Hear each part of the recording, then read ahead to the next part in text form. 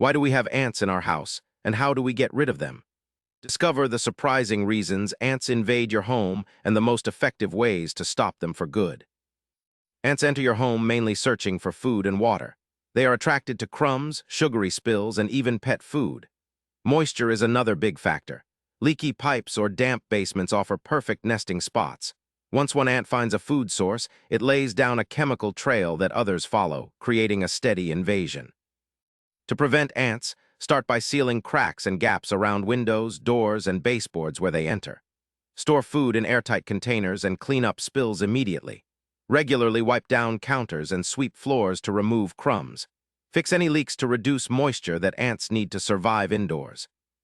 When it comes to getting rid of ants already inside, bait traps are your best bet. These contain poison ants carry back to their colony, eliminating the source.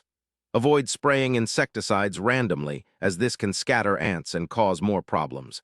For severe infestations, professional pest control may be necessary. Ants invade your home seeking food, water, and shelter, but with proper prevention and targeted removal, you can stop them cold. Remember, sealing entry points and using bait traps are key. Hit subscribe for daily answers to questions you didn't know you had and keep your home ant-free.